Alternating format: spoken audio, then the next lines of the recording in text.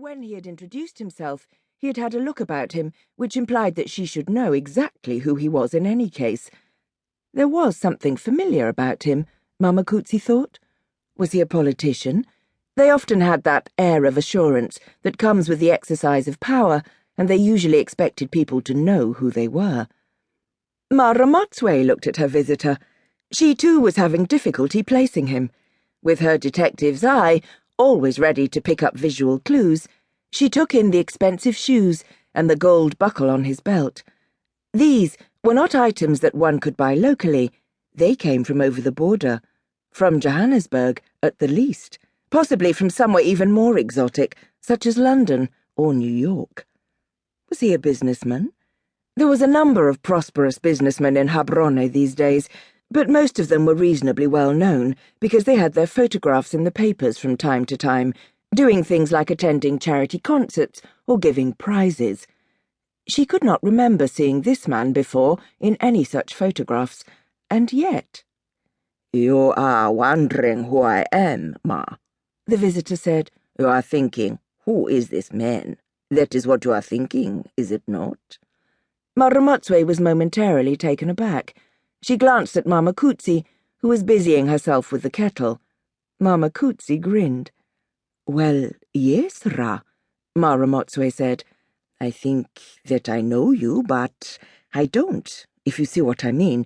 You have one of those faces." "Which are very common," said the man. "Yes, that is true. I have a very ordinary face." "That is not what I was going to say, Mma Ramotswe said quickly. "You are a very elegant man." The visitor took the compliment with a nod of his head. "My name," he said, "is Motoloji Gefeli." He paused, as if waiting for a reaction, but the name meant nothing to Mma Ramotswe, who smiled at him politely.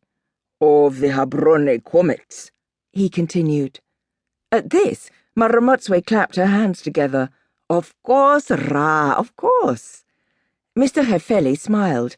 "I'm glad to see that you're a football fan, Ma," he said. "Some women—" He shrugged, as if to comment on the inability of women to understand a male mystery. "Oh, I am not a football fan," said Mma Ramotswe. "In fact, I know nothing about football, nothing at all." Mr. Gefeli raised an eyebrow. "But you know about me."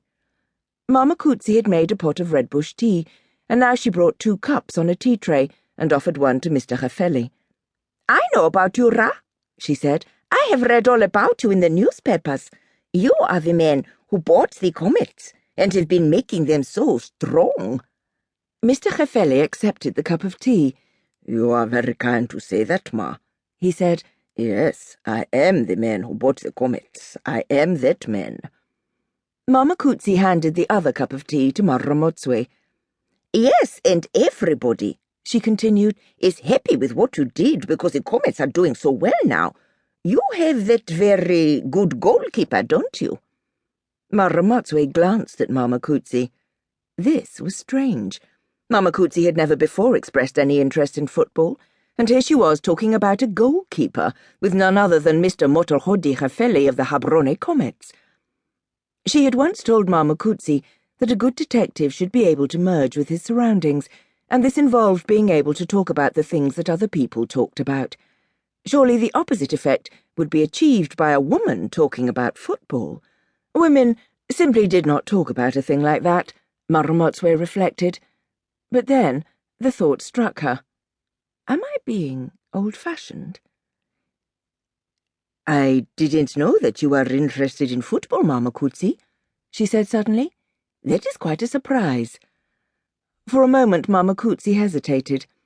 Then she smiled. A shy smile, thought Mma Ramotswe. "I do not know a great deal about it," she said, adding, "but then there are some people who know even less about it than I do."